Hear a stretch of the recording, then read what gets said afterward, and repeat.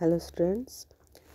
In our earlier video we were discussing about the in mineral based industries, and we have discussed about the iron steel industry, aluminum smelting, chemical industry, and so today we will discuss about the fertilizer industry. Fertiliser industry जो है वो हमारी जो nitrogen, phosphate या potash जहाँ पर मिलता है इनके आसपास उत्पादन वाले क्षेत्रों तक ही सीमित है। और जो फर्टिलाइजर इंडस्ट्रीज है उसमें नाइट्रोजनी जो फर्टिलाइज़र है, नाइट्रोजनी जो उत्पादन है, या फिर फॉस्फेटिक जो फर्टिलाइज़र है, अमोनियम फॉस्फेट या मिश्रित जो फर्टिलाइज़र है उसके आसपास ही है। इनमें से जैसे अभी बताया मिश्रित उर्वरक, जिनमें कि मुख्य रूप से 3 जो उर्वरक हैं, जैसे जिसमें नाइट्रोजन, फास्फेट, पोटाश शामिल है, इन्हीं के आसपास है। इनमें पोटाश के जो पोटाश है उसके जो यहाँ पर भंडार जो है वो हमारे यहाँ नहीं है। तीसरा जो पोटाश मतलब ये है, इसका क्या किया जाता है, इम्पोर्ट किया जाता है इसको, क्योंकि इसके हमारे आसपास यहाँ पर इसके रिजर्व नहीं है, इसलिए इसको इम्पोर्ट किया जाता है। इंडिया में जो नाइट्रोजनी उर्वरक है उनमें भारत थर्ड नंबर का सबसे जो प्रोडक्शन है यहाँ पर थर्ड नंबर में होता है। ठीक है, यानी भारत थर्ड नंबर पे आता है इसके प्रोडक्शन में।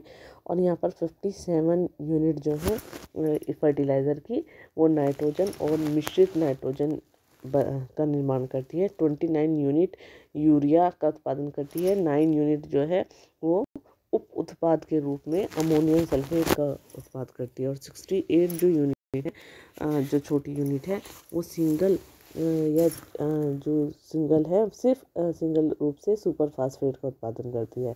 प्रेजेंट में हम देखें तो जो सार्वजनिक क्षेत्र हैं, सार्वजनिक क्षेत्रों में 10 उपकरण, ठीक है, तथा जो भारतीय उर्वरक निगम जिसको FCI बोलते हैं, गुजरात के हजीरा के में जो कोऑपरेटिव एरिया है उसके अंतर्गत एक उपकरण के रूप में काम करते हैं।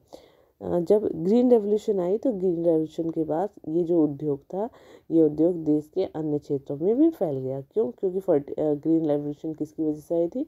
ज़्यादा तरह के उर्वरकों का यूज़ किया गया था। ठीक है, गुजरात, तमिलनाडु, उत्तर प्रदेश, पंजाब और केरल, यहाँ पर कुल उर्वरक जो है उनमें से लगभग 50% उर्वरक का ही उत्पादन किया जाता है। बाकी अन्य जो इम्पोर्टेंट उत्पादक क्षेत्र हैं वो कौन कौन से हैं? आंध्र प्रदेश, उड़ीसा, राजस्थान, बिहार, महाराष्ट्र, असम, पश्चिम बंगाल, गोवा, दिल्ली, मध्य प्रदेश और कर्नाटक, यानी बाकी का 50% इन स्टेट्स में होता है। नेक्स्ट आता है सीमेंट इंडस्ट्री। सीमेंट इंडस्ट्री के पुल बनाने के, घर बनाने के, फैक्ट्री बनाने के, रोड बनाने के, एयरपोर्ट, डैम या कमर्शियल जो इस्टेब्लिशमेंट है, जो व्यापारिक प्रतिष्ठान है, उनके निर्माण में काम आता है। और ये ये एक बहुत ज़्यादा बल्कि और हैवी जो इंडस्ट्री है। ठीक है, इसमें जो रिसोर्सेज की ज़रूरत होती है, ठीक है, उसमें द इंडस्ट्री रिक्वायर्ड बल्कि एंड हैवी रॉ मटेरियल। ये जो इंडस्ट्री है ये बल्कि और हैवी रॉ मटेरियल की इसको ज़रूरत होती है। लाइमस्टोन, सिलिका, एल्यूमिनियम और जिप्सम, ये इसके इम्पोर्टेंट क्या है, ये रॉ मटेरियल है। कोल और इलेक्ट्रिक पावर भी चाहिए होती है इसमें। ठीक है, ताकि किसके लिए, जो रेलवे ट्रांसपोर्टेशन है, रेलवे ट्रांसपोर्टेशन के अतिरिक्त इसमें कोयला और जो इलेक्ट्रिक पावर है उसकी भी ज़रूरत होती है। The first cement plant was set up in Chennai, the industry है strategically located plant in Gujarat. ये जो इंडस्ट्री है इसकी ज़्यादातर जो इकाइयाँ हैं वो कहाँ, गुजरात में लगाई गई हैं, क्योंकि यहाँ से जितने भी गल्फ़ कंट्रीज़ हैं वहाँ पर इसका मार्केट ज़्यादा है और वहाँ तक इसको अच्छे से व्यापार किया जा सकता है। पहली सीमेंट प्लांट जो है वो 1904 में लगाई गई थी चेन्नई में। लेकिन जब इंडिया को इंडिपेंडेंस मिली तो इंडिपेंडेंस के बाद ये जो इंडस्ट्री है इसका बहुत ज़्यादा एक्सपेंशन हुआ और 1989 में इससे मूल्य और वितरण में नियंत्रण समाप्ति हो गई। ठीक है, और उसके बाद क्या, जो इसमें नीतिगत जो सुधार किए गए उनसे सीमेंट उद्योग की जो टेक्नोलॉजी थी या उत्पादन में बहुत ज़्यादा वृद्धि हो गई। 128 बड़े जो थे लार्ज प्लांट्स लगाए गए और 332 जो है मिनी सीमेंट प्लांट्स लगाए गए हमारी कंट्री में। India produce a variety of cement. India में अलग अलग तरह की वैरायटी का सीमेंट का उत्पादन किया जाता है। Improvement in quality has found producer readily available market in East Asia, Middle East, Africa, South Asia, apart from large demand within the country। जो इसकी गुणवत्ता सुधार हुई है उसके कारण भारत में तो इसकी डिमांड बढ़ी है, लेकिन इसके साथ साथ जो हमारा पूर्वी एशिया था, जो मिडिल पूर्व अफ्रीका था, दक्षिण एशिया के मार्केट में भी इसकी जो है डिमांड बढ़ी है। और ये उद्योग जो है प्रोडक्शन तथा इसका जो निर्यात किया जाता है, दोनों ही रूपों से इसमें डेवलपमेंट हुआ है। ठीक है, इसके निर्यात में भी बहुत ज़्यादा डेवलपमेंट हुआ है और इसके प्रोडक्शन में भी। ये जो उद्योग है, इस उद्योग को बनाए रखने के लिए जो हमारा घरेलू मांग है उसकी पूर्ति में वृद्धि करने के प्रयास किए गए। यानी सबसे पहले हम घरेलू मांग में ही पूर्ति करने की कोशिश की गई। नेक्स्ट होता है जो हमारा है ऑटोमोबाइल इंडस्ट्री। ऑटोमोबाइल क्या काम करती है? ये प्रोवाइड कराती है vehicle for quick transport good service and passenger. यानी यात्रियों को या सामान को अच्छा ट्रांसपोर्ट फैसिलिटी प्रोवाइड कराने का काम करती है। भारत में जो विभिन्न केंद्र हैं वहाँ पर ट्रक, बस, car, motorcycle, scooter, three wheeler तथा बहुत सारे जो हैवी व्हीकल्स हैं जो है वो निर्मित किए जाते हैं। जब उदारीकरण के पश्चात यानी लिबरलाइजेशन के बाद बहुत ही नए जो मॉडर्न मॉडल के जो वाहन हैं वो बाजार में आने लगे। ठीक है, और उन वाहनों की डिमांड भी बढ़ी, जिससे इस उद्योग में जो विशेषकर कि कार, अगर हम देखें कार या फिर टू व्हीलर, थ्री व्हीलर वाहन, इस प्रकार के जो व्हीकल्स थे उनमें बहुत ज़्यादा वृद्धि हुई। पिछले 15 वर्षों से अगर हम देखें, ठीक है, तो ये जो इंडस्ट्री है इसमें बहुत ज़्यादा डेवलपमेंट हुआ है। और जो हमारा FDI है यानी प्रत्यक्ष विदेशी निवेश जो है उसमें भी वृद्धि हुई है। और उसके साथ साथ नई टेक्नोलॉजी का उपयोग से यहाँ पर जो विश्व स्तरीय विकास के स्तर पर आ गए, यानी इतना ज़्यादा इसका डेवलपमेंट हो गया है। ठीक है, तो FDI के साथ साथ ये हमारा नई टेक्नोलॉजी है उसके उपयोग से ये विश्व स्तर के विकास पर आ गया। आज इनकी 15 इकाइयाँ जो हैं 15 इकाइयाँ यात्री कार या बहुत उपयोग आने वाले वाहन बनाती है। यानी जो कार बनाने वाली कंपनी है 9 यूनिट जो है वो व्यापार के लिए वाहन बनाती है और 14 यूनिट जो है वो 2 पहिए या 3 पहिए वाले वाहन बनाती है। ये जो उद्योग है ये दिल्ली, गुड़गांव, मुंबई, पुणे, चेन्नई, कोलकाता, लखनऊ, इंदौर, हैदराबाद, जमशेदपुर और बेंगलोर के आसपास आ पहुँचा है। ठीक है, नेक्स्ट है हमारा information technology and electronic industry. जो इलेक्ट्रॉनिक इंडस्ट्री है उसके अंतर्गत बहुत सारे जो उत्पाद हैं वो आते हैं। ठीक है, उन उत्पादों में ट्रांजिस्टर से लेकर television, telephone, cellular, telecom, telephone exchange, pager, radar, computer और दूर संचार के जितने उद्योग हैं उन उद्योगों के लिए बहुत सारे उपयोगी और अन्य उपकरण भी बनाए गए हैं। बेंगलोर तथा भारत में इलेक्ट्रॉनिक राजनीति के रूप में उभरा था। ठीक है, लेकिन जो है इलेक्ट्रॉनिक सामान के बहुत सारे जो महत्वपूर्ण उत्पादक केंद्र हैं वो कौन कौन से हैं? मुंबई, दिल्ली, हैदराबाद, पुणे, चेन्नई, कोलकाता, लखनऊ, यहाँ पर इलेक्ट्रॉनिक सामान बनता है। इसके साथ ही 18 सॉफ्टवेयर जो टेक्नोलॉजी पार्क है जो सॉफ्टवेयर को एक लंबी विंडो सेवा या उच्च आंकड़े संचार सुविधा प्रदान करते हैं, यानी अच्छे आंकड़े देते हैं। ये जो इंडस्ट्री है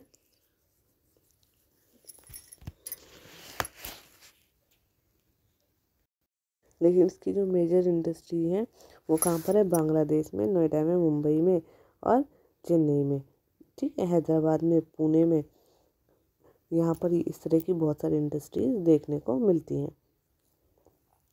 अगर 2010 और 11 करें तो सॉफ्टवेयर टेक्नोलॉजी पार्क जो है इंडिया में 46 लोकेशन पर हैं अलग अलग कंट्री में। ठीक है, a major impact of industry has been unemployment generation, एक सबसे बड़ा इम्पैक्ट इसका क्या है, हमारी जो अनएम्प्लॉयमेंट, रोजगार, बेरोजगार जो रोजगार चाहने वाली जनरेशन है उसके लिए it is encourage to now the 30% of the people employed in sector are women. और यहाँ पर जो 30% जो जितने भी लोगों को रोजगार मिला है उसमें से 30% तक महिलाएं हैं। ठीक है, अगर हम पिछले कुछ सालों से देखें, यानी 2 से 3 साल में देखें, तो यहाँ पर विदेशी मुद्रा प्राप्त करने का ये बहुत ही अच्छा, यानी फॉरेन एक्सचेंज का बहुत अच्छा स्रोत बन गया है। ठीक है, जिसके कारण क्या है, तेज़ी से जो हमारा व्यवसाय प्रक्रिया जो है, बीपीओ जो है, ठीक है, बिजनेस प्रोसेस आउटसोर्सिंग सेक्टर जो है, इसमें बहुत ज़्यादा तेज़ी आई है। और इसमें तेज़ी आने से भारत में जो आईटी उद्योग है उसको सफल होने का कारण हार्डवेयर और सॉफ्टवेयर का जो डेवलपमेंट हो रहा है वही है। ठीक है, नेक्स्ट है industrial pollution and environmental degradation. Although industries contribute significant to Indian economic growth and development, जितनी भी इंडस्ट्रीज हैं वो इंडियन की इकोनॉमी को या सिग्निफिकेंस को, उसकी ग्रोथ को, डेवलपमेंट को क्या करती है, बहुत ज़्यादा कंट्रीब्यूट करती है। ठीक है, यानी ये जो इंडस्ट्री है हमारे जो डेवलपमेंट है, जो इकोनॉमिक ग्रोथ है, उसको बहुत ज़्यादा इम्पोर्टेंस देती है। The increase in population of India on land, और इसकी वजह से क्या हुआ है, पोल्यूशन जो है, लैंड पे पोल्यूशन बहुत ज़्यादा बढ़ गया है, वाटर, एयर, नॉइस एंड ये सारी बढ़ गई है। इसके रिजल्ट क्या निकला है, डिग्रेडेशन ऑफ इन्वायरमेंटल का नुकसान हुआ है। ठीक है, and they have caused can not be overlook, और ये सब कारण जो है इनको हम जो है इन सब कारणों की वजह से ही हुआ है, नकार नहीं सकते हम इनको।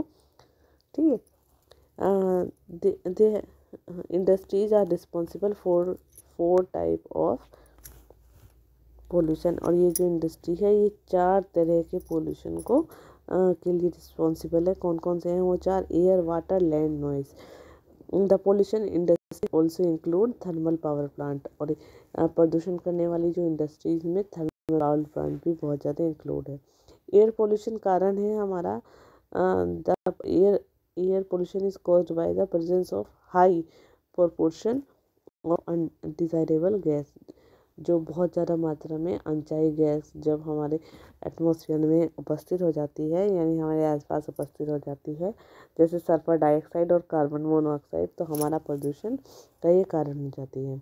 और इससे क्या होता है, वायु में देरी से जो कण आते हैं, वो कण क्या है, उन कण पदार्थों में ठोस और द्रव, ठीक है, दोनों ही प्रकार के कण होते हैं, जैसे कि धूमिल, स्प्रे, कोहरा, धुआं।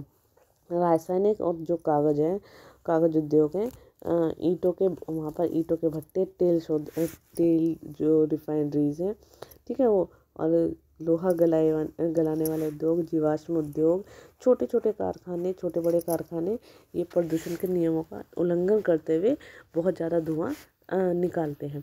जहरीली गैस के कारण जो उसका रिसाव है वो बहुत ज़्यादा भयानक है। इसकी इफ़ेक्ट हमें अभी नहीं, बाद में भी देखने को मिल सकते हैं। ठीक है, जो वायु प्रदूषण है, या फिर वायु प्रदूषण जो हमारे स्वास्थ्य पर, पशुओं पर, पेड़ पौधों, या कहें यूँ कहें कि पूरे जो हमारा पर्यावरण है उस पर ये इफेक्ट डालता है।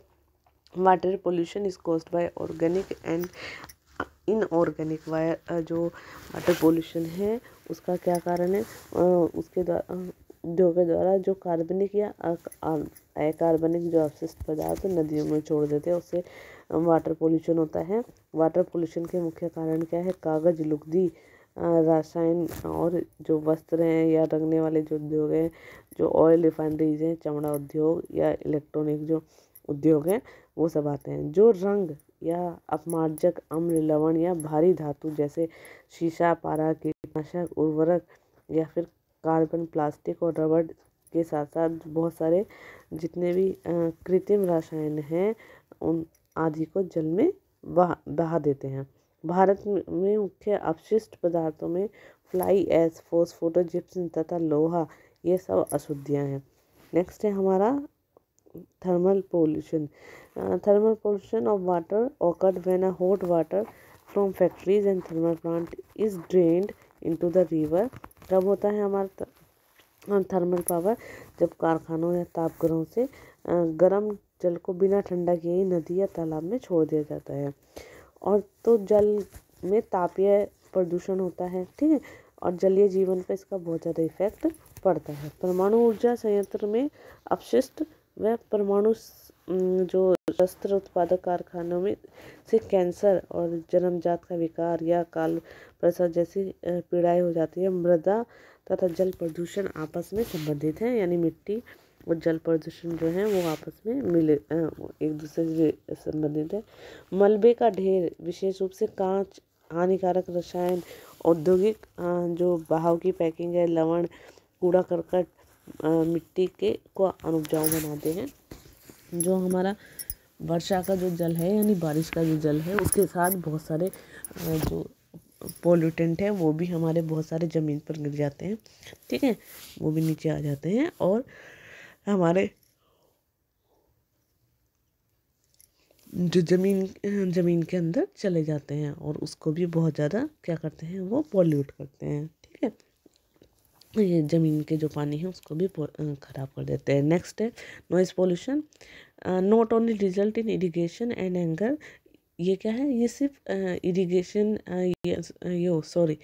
ये केवल जो इरिगेशन है यानी हमारा जो उत्तेजना है या फिर जो हमारी खिंता है उससे ही नहीं होता, बल्कि सुनने, अक्षमता, हृदय की गति या फिर जो बीपी की जो प्रॉब्लम होती है, blood pressure among their physical effects, ठीक है। इसके साथ साथ बहुत सारे फिजिकल इफेक्ट भी पड़ते हैं, यानी जो वायु जो ध्वनि प्रदूषण है उससे हमें सिर्फ इरिटेशन ही नहीं होती, ठीक है। ये नहीं कि इरिटेशन हो गई या फिर हमें बहुत ज़्यादा गुस्सा आ गया, इसके साथ भी बहुत सारी बीमारियां हो जाती हैं, ठीक है। जो हमारी इंडस्ट्रीज़ हैं, इंडस्ट्रीज़ या जो जहाँ पर काम हो रहा है ऐसे कारखानों के उपकरण जैसे जनरेटर, लकड़ी चीनने के जो कारखाने हैं या गैस जो यांत्रिकी है या फिर विद्युत की जो ड्रिल है उनसे भी बहुत ज़्यादा जो है आवाज़ आती है, ठीक है, जो इलेक्ट्रॉनिक ड्रिल्स होती है। कंट्रोल ऑफ इन्वायरमेंटल डिग्रेडेशन, कैसे हम इन्वायरमेंटल डिग्रेडेशन को कंट्रोल करके रख सकते हैं।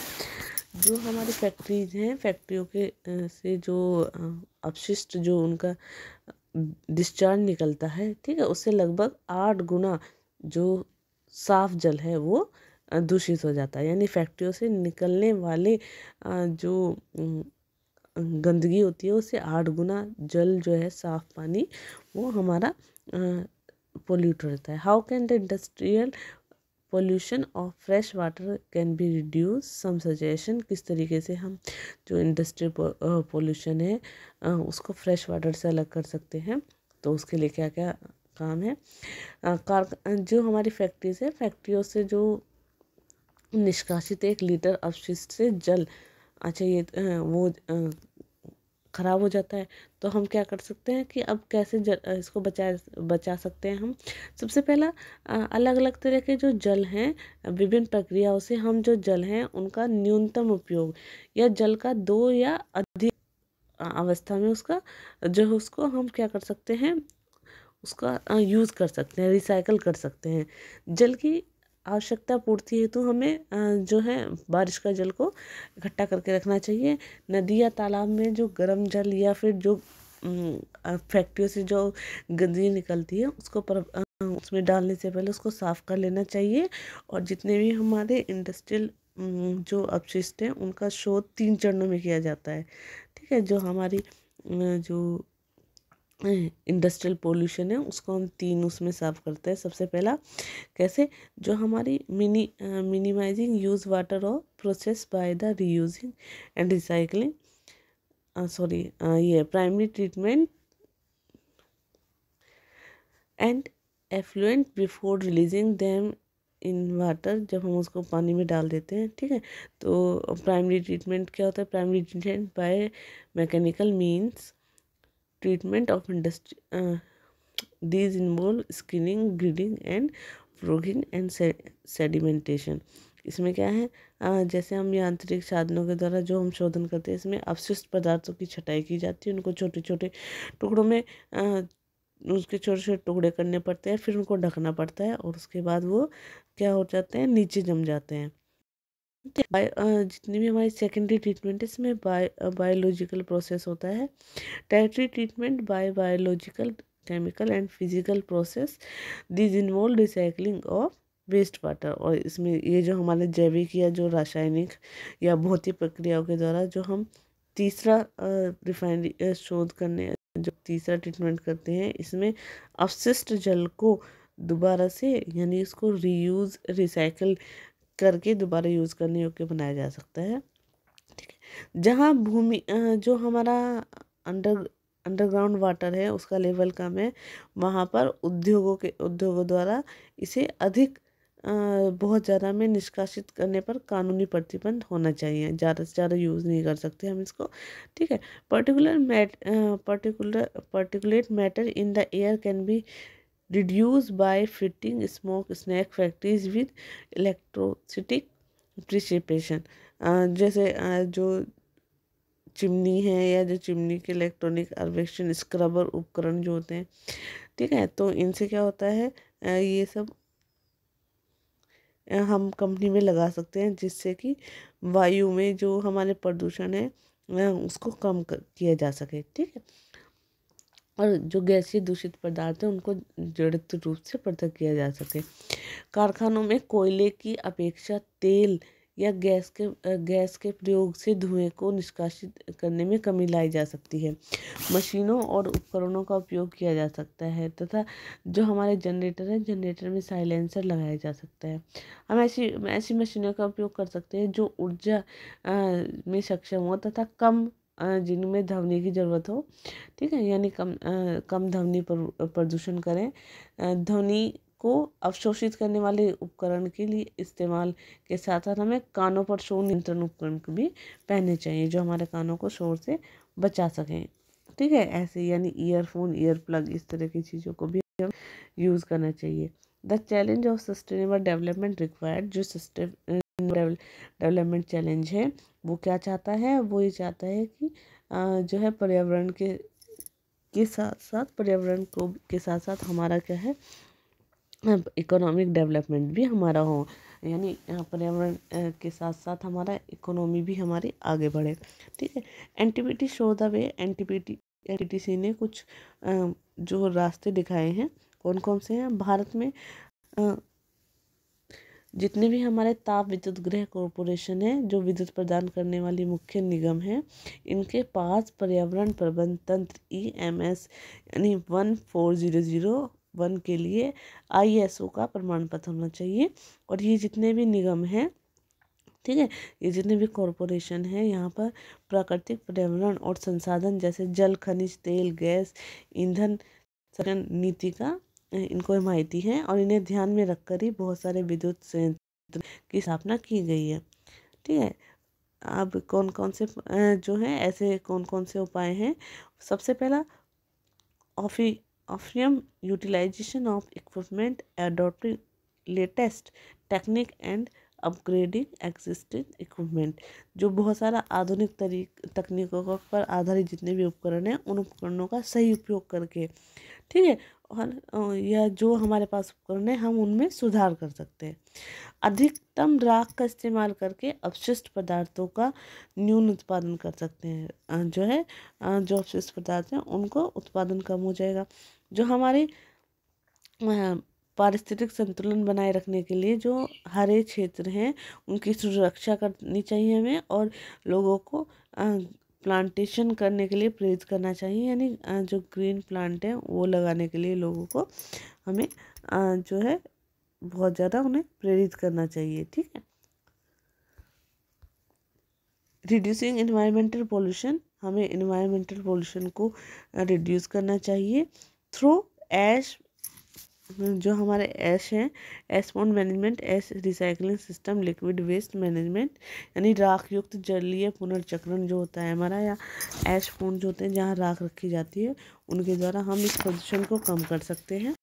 Ecological monitoring, review and online database management for all it's power situation. जितने भी हमारे ऊर्जा संयंत्र हैं उनको हम इकोलॉजिकली उनको मॉनिटर कर सकते हैं तथा उनकी समीक्षा करना और ऑनलाइन आंकड़ों का भी हम प्रबंधन कर सकते हैं। Okay student.